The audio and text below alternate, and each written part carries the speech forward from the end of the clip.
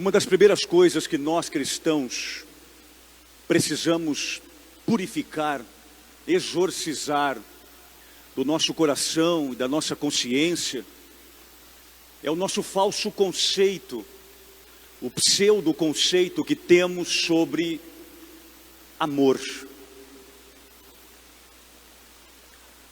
Nós vivemos quase uma neocultura farisaica, lembrando que é esse o grupo que hoje interroga Jesus.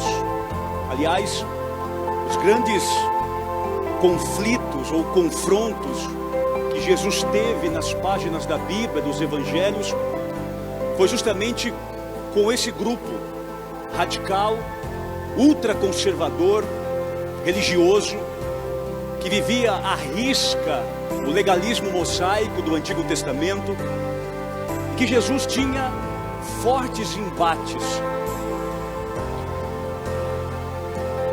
Quando nós falamos em novo farisaísmo, neofarisaísmo, eu penso aqui justamente quando a gente vive uma certa sociedade egolátrica, egóica, vaidosa, intolerante, preconceituosa, julgadora, vingativa,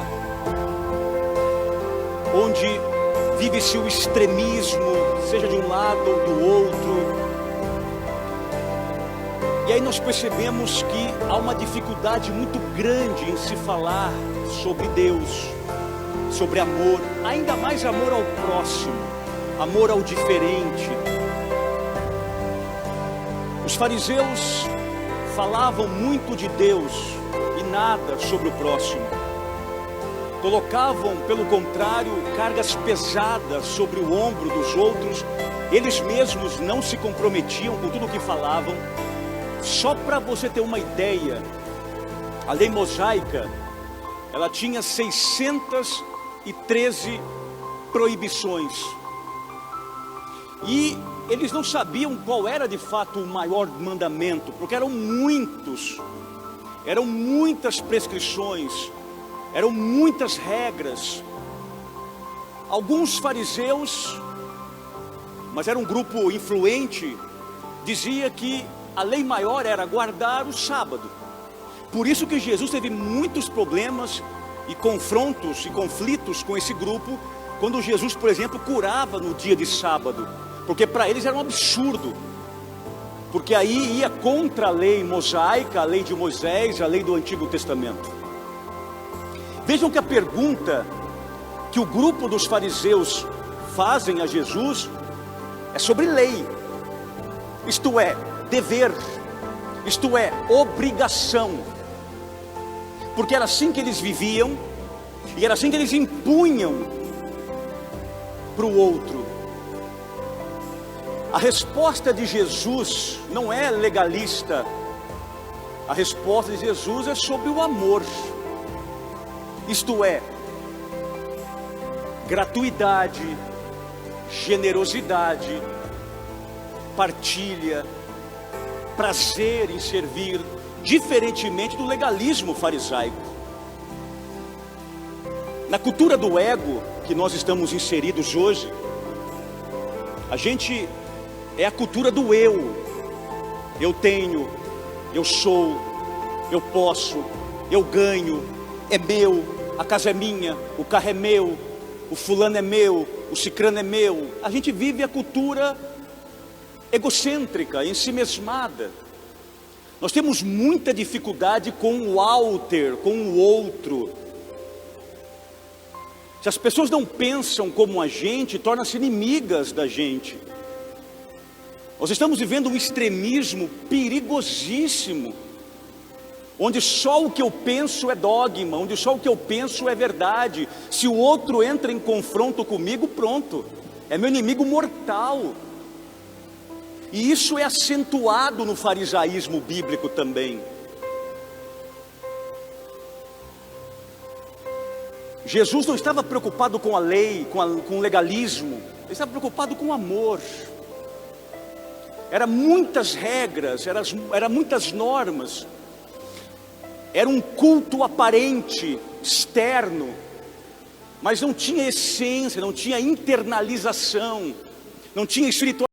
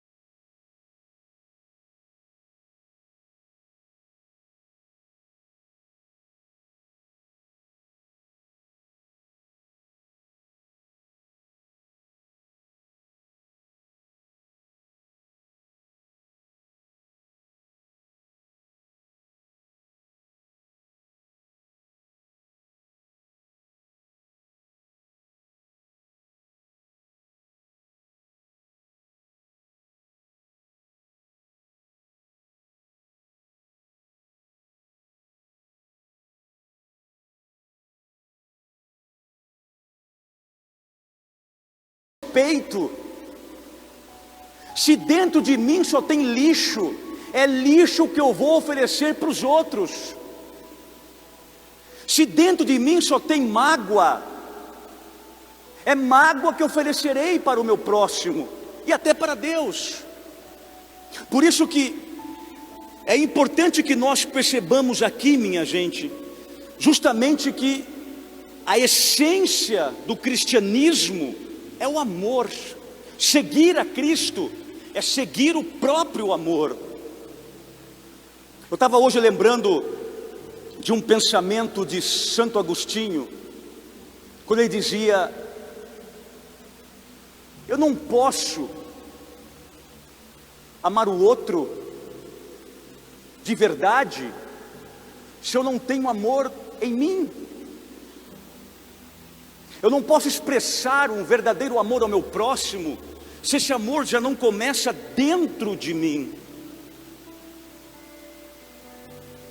E a partir daí, eu injeto amor a quem está ao meu lado. E nós olhamos para esse evangelho de hoje e percebemos esta dimensão. O amor é o caminho da salvação. Diga isso comigo. O amor é o caminho da salvação. Se nós pudermos pensar um gráfico fácil, rápido, didático,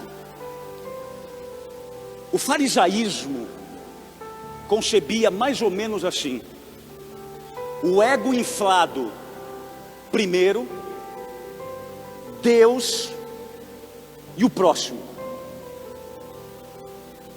É como se o ego fosse uma espécie de Deus. O cristianismo é justamente o inverso.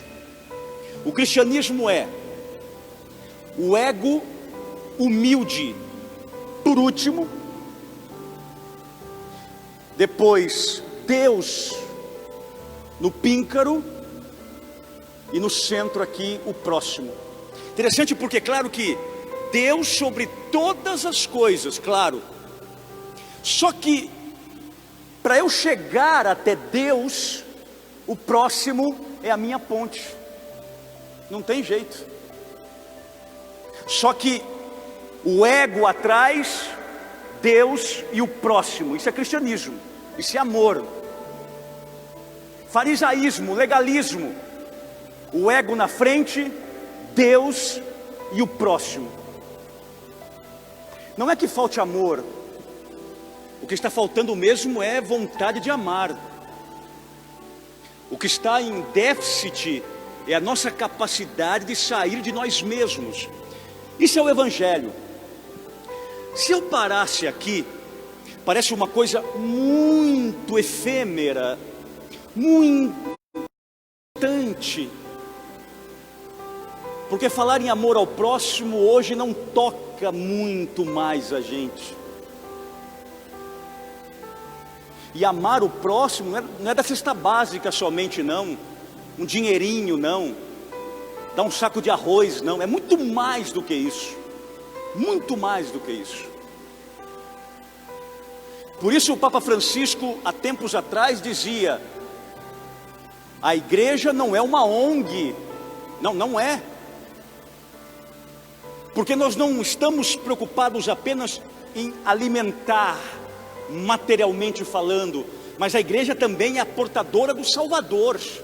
É o evangelho que eu preciso dar para o meu próximo. É levar o outro ao contexto da salvação. Pega a sua leitura em 1 Tessalonicenses, segunda leitura de hoje. Primeira carta de Paulo aos Tessalonicenses. Aqui é o prático da coisa. Primeira coisa, quem era Paulo antes da conversão? Paulo era um fariseu, como esse grupo aqui que estava questionando Jesus. Na carta aos Filipenses, Paulo diz: eu era fariseu fanático.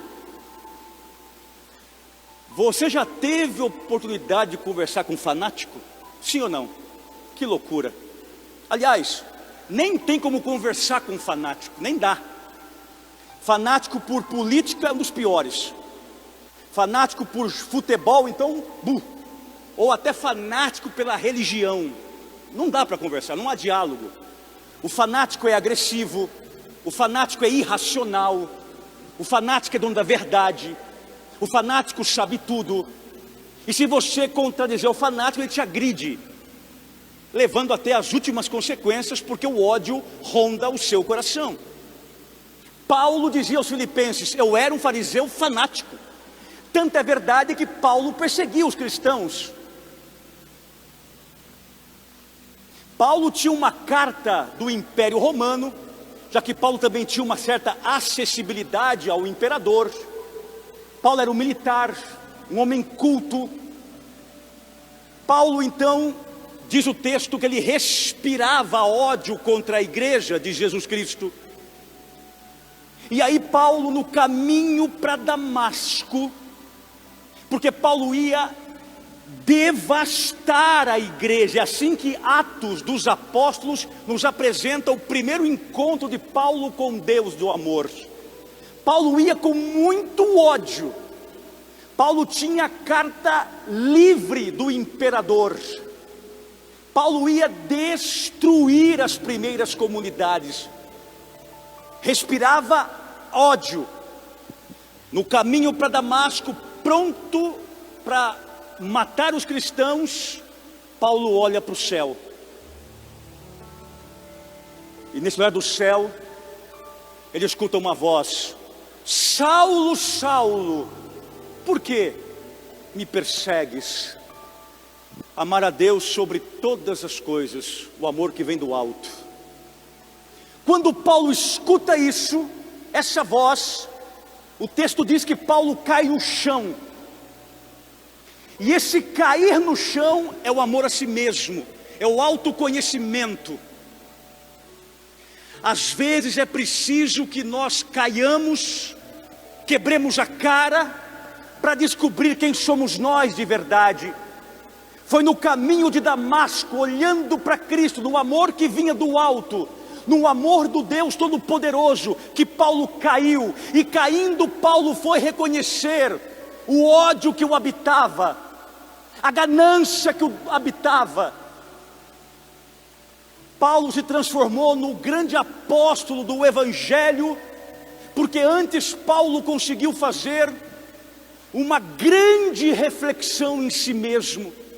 E aí Paulo então descobriu o erro, o pecado e consequentemente o amor. Depois que Paulo foi assumido pela comunidade cristã, na escola do rabino Gamaliel, depois com Ananias, que Paulo se torna apóstolo e vai começar a evangelizar, Paulo então começa a ver os outros e tem aquela necessidade, aquela ansiedade de falar sobre Jesus Cristo. Veja, amar a Deus com todo o coração, com toda a inteligência, e ao próximo como a si mesmo. No caminho de Damasco, Paulo então encontra-se com Deus. Esse amor é injetado aqui dentro. Paulo reconhece que ele estava errado. Paulo se ama agora. E se amando, Paulo ama quem está ao seu arrebol. E aí, minha gente, entra essa carta maravilhosa. Como que eu sei que eu amo a Deus sobre todas as coisas? Como eu posso ter o mínimo de consciência que eu estou no caminho certo? É fácil. Paulo estava se preparando na sua segunda viagem missionária para ir para a Ásia. De repente, Deus manda Paulo ir para a Europa, para a Grécia, para Tessalônica, a capital da Macedônia. Paulo não tinha sequer interesse em ir para Tessalônica, sequer ir para a Grécia ou para a Europa. Paulo queria ir para a Ásia. Mas ir para a Ásia não era o desejo de Deus, não era a vontade de Deus. E Paulo obedeceu a Deus. E Paulo foi para Tessalônica. Como é que eu sei que eu amo a Deus sobre todas as coisas? É só olhar para Paulo. Quando eu obedeço em tudo à vontade de Deus. Escute aqui. Tem coisas que você quer, mas Deus não quer para você. Vai doer tirar. Vai doer pra caramba. Obedeça, ainda que doa. Tem coisas que não é para você e Deus não vai te dar. Você talvez não entenda num primeiro momento, mas obedeça sempre, porque isso é amar a Deus sobre todas as coisas. Em último, a vontade de Deus. Talvez estava marcado na tua agenda, mas não estava na agenda de Deus. Senhor, não estou entendendo, está doendo, mas se é da tua vontade, glória a vós. Esse é Paulo. Amar a Deus sobre todas as coisas, e ao próximo como a si mesmo. Se Paulo não se amasse, se o Paulo não gostasse de si mesmo, Paulo não teria mudado de vida, porque você descobre que uma pessoa se ama. Escute bem isso. Como é que você sabe que uma pessoa ama ela mesma? Porque ela está em processo constante de metamorfose, de transformação. Uma pessoa que muda a forma de ser, uma pessoa que avalia quem ela era, o que ela é, o que ela pode vir a ser, é uma pessoa que tem amor próprio. Agora quem não muda nunca, estagnou, estacionou, enferrujou, a engrenagem dela parou. Sabe, a pessoa que é ranzinza, que murmura, que é chata, que fala o tempo todo, eu sou assim, vou morrer assim, o chamado complexo de Gabriela. Nasci assim, vou crescer assim, vou morrer assim. Gabriela, lembra disso? Era uma novela, ministério, sei lá que diabo que era isso. Essa pessoa não tem amor próprio. Amor próprio, minha gente, não é ficar falando assim, ai eu me amo, ai eu me amo, ai eu me gosto, uhul, ai eu me amo. Isso é bobagem, isso é besta. É igual ler livro de autoestima, que não eleva coisa nenhuma, na verdade. Acabou de ler o livro da autoestima, fechou o último capítulo, a estima, de novo.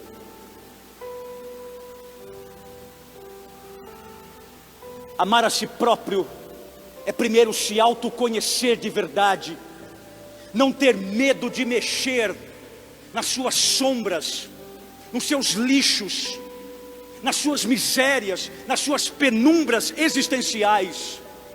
Amar a si mesmo é saber que eu estou em processo de transformação diária, constante. Tudo passa, exceto a mudança. Paulo se amava. Se você lê a Bíblia, as cartas de Paulo, e eu sou apaixonado por Paulo, quando você vai lendo as cartas paulinas, você vai vendo como esse cara foi amadurecendo, foi mudando, foi crescendo, como era um cara que estava em processo constante de transformação, como ele era flexível, como ele era plástico, como ele era um homem formidável.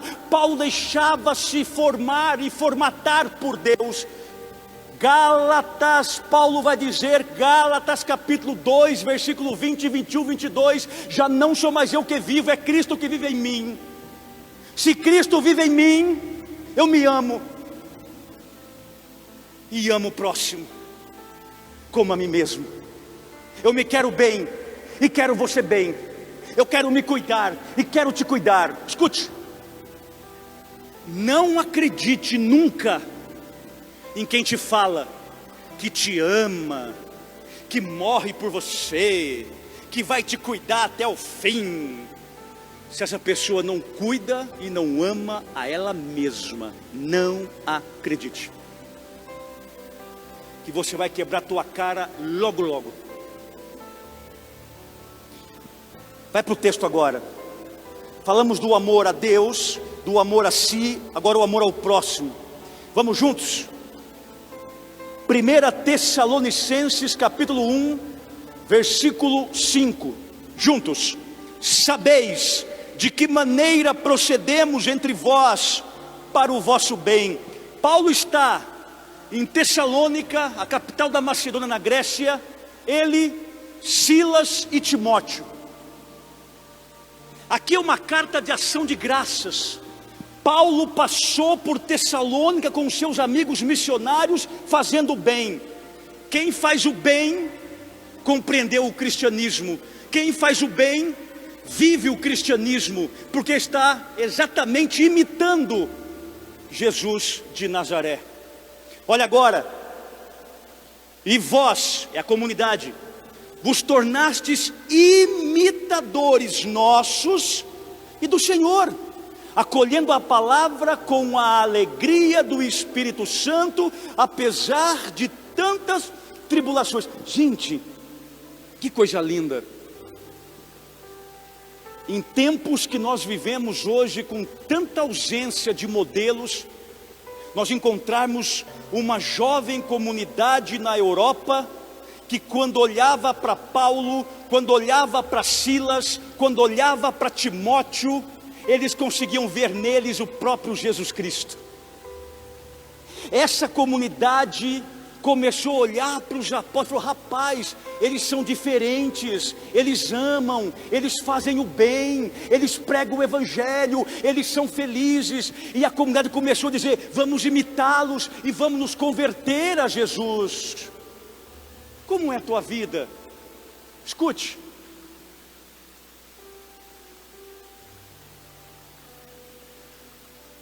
Pai e mãe, o que os senhores e senhoras estão deixando de modelo para os teus filhos? Os exemplos. Os teus filhos aprenderão com os teus exemplos. Você deve ser modelo, protótipo. Será que o teu filho, quando olha para você, ele vê Jesus Cristo em você, mãe e pai? Será que quando os teus filhos olham para você, ele fala: quando eu for maior, quando eu for um homem, quando eu for uma mulher, eu quero ser igual ao meu pai, porque eu tenho ouvido tanto nas confissões: padre, eu não quero ser igual ao meu pai não. Meu pai é arrogante, meu pai é estúpido, meu pai é violento, meu pai bebe.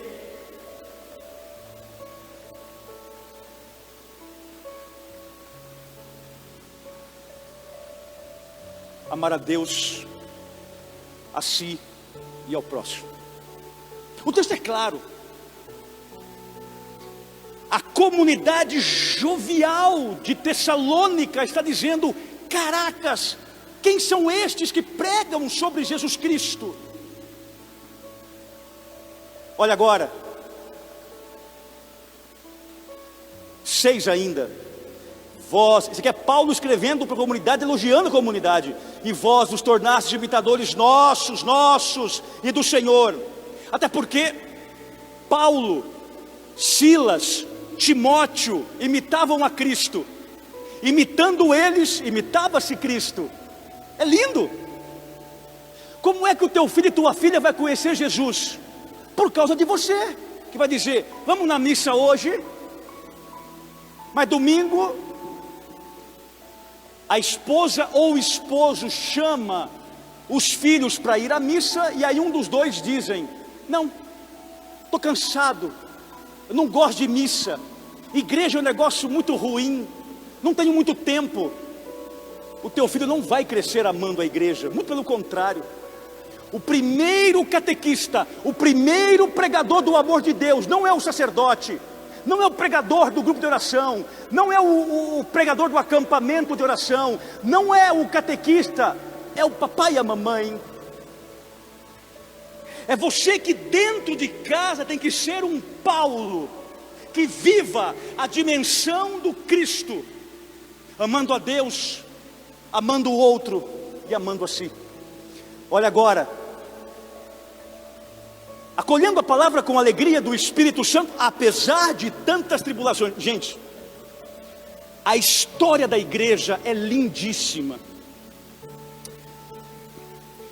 Uma flor, uma rosa, quanto você mais esmaga, mais exala o perfume dela. É lindo isso.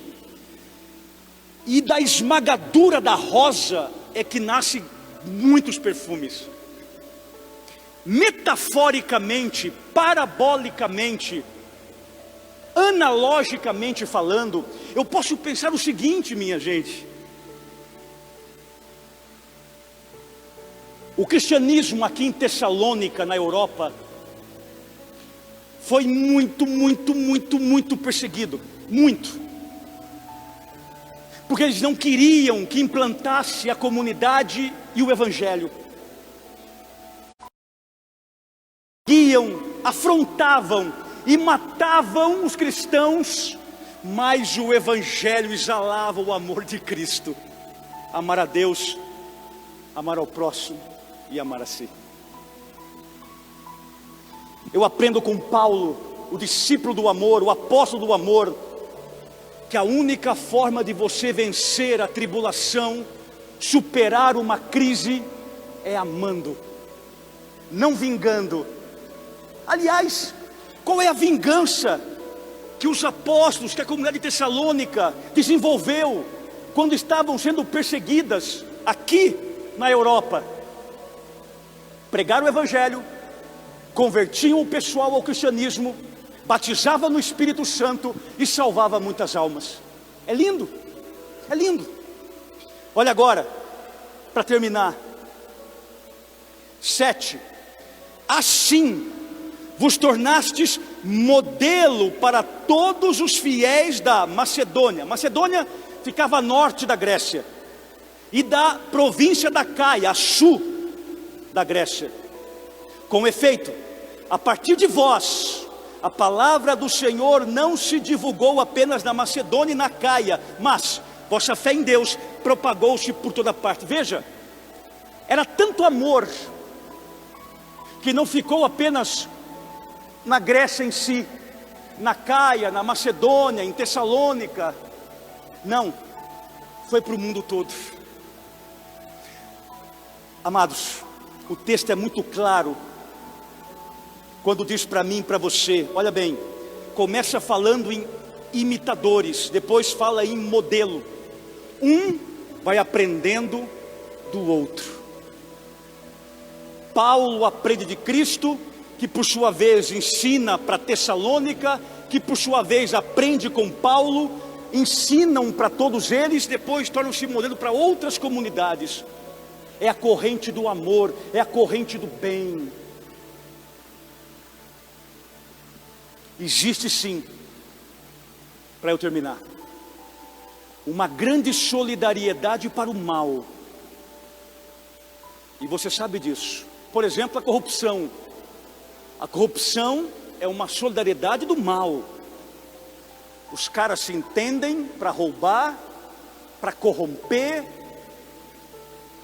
Os caras agem juntos, viram amigos, brigam no palanque, mas na hora de roubar são todos farinha do mesmo saco. Desviam verbas públicas, tiram o direito básico do povo mais pobre, desvia os nossos impostos, que é para o próprio cidadão trabalhador. E isso é uma rede de solidariedade maléfica, ou até maligna. Não se corrompa com isso. Aprenda com Paulo, aprenda com Cristo. Continue focado na corrente do bem. Ame a Deus, ame a si e ame o teu próximo. Ame muito. Caixão não tem gaveta, cemitério não tem cofre. A única coisa que nós vamos levar deste mundo para a eternidade é o amor que nós doamos para alguém. Só isso e nada mais. Se você amar, você entendeu o cristianismo, você não precisa ser um culto na Bíblia, um doutor em teologia, um expert nos evangelhos ou nas cartas de Paulo. Não precisa. Se você aprendeu a amar a si mesmo, a adorar ao Senhor, a respeitar e a cuidar e a amar o teu próximo, você sabe tudo sobre Deus, tudo sobre Cristo, e esse teu cristianismo vai te salvar. Diz Santo Agostinho: ame e faça o que quiseres. A Deus uma salva de palmas.